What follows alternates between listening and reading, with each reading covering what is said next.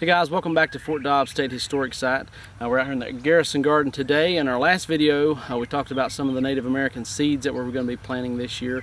Those have all been planted. Most of those came up and are doing well. We'll show you those, along with some of the other heirloom vegetables that we have planted in the garden this year.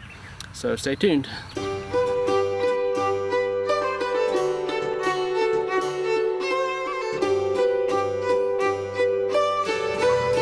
Okay, we'll start off with our corn here. This again was that strawberry tutelo corn that we planted.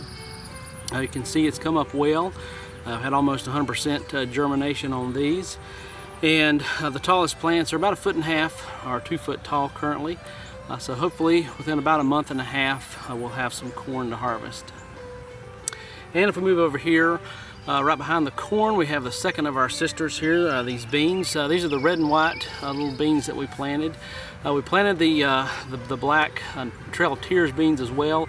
I didn't have much luck with those. Just couldn't get those to come up very well, but these beans have done well.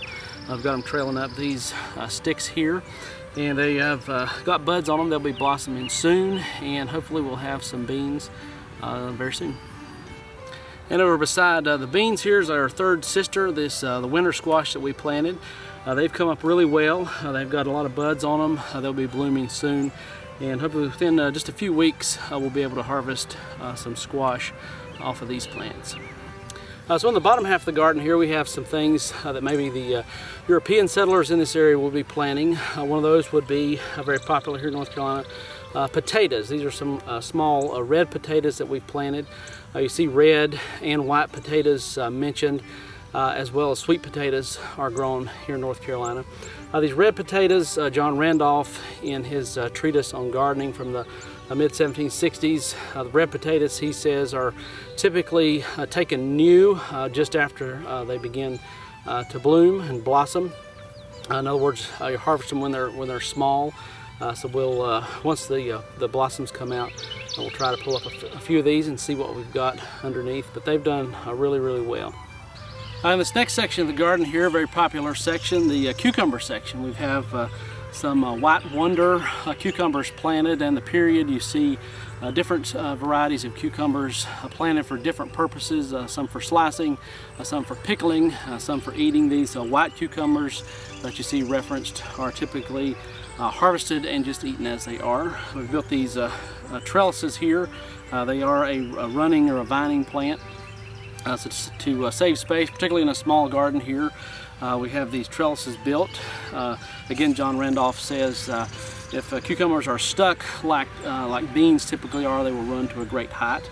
So these trellises will allow them to grow up vertically to keep the fruit and the leaves off of the ground, and up here where they're easier to harvest, a little easier to manage. In this next row over here beside the cucumbers, we have our summer squash. These are yellow crookneck squash. You see crookneck and straight neck squash both mentioned in the period. These plants have come up well. They are beginning to bud out. They'll have blooms on them very soon, and squash soon to follow that. The cucumbers didn't mention, they are blooming, and we actually have some small little baby cucumbers on them right now. So the squash, again, here are doing well.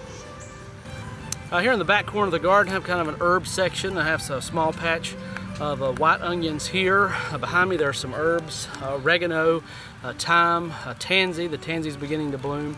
The oregano is blooming as well. So our little herb section here, you see a lot of these herbs mentioned in the period in different documents, and of course used to flavor foods, as well as a lot of them have medicinal purposes as well. So we've got a small herb section here in the garden. Okay, thanks for watching today. It's kind of a little overview of what we've got going on in the garden here at Fort Dobbs State Historic Site in beautiful Statesville, North Carolina. If you have time, come out and stop by and check it out for yourself. The grounds are all open here. The restrooms are open. The fort and the visitor center are remaining closed at this point, but the grounds are all open for your enjoyment. So I hope you can come by, stop by and see the garden. Also subscribe to our YouTube channel here. Check out our Facebook page as we continue to update throughout the summer as we begin to harvest some of these vegetables. Thanks again for watching.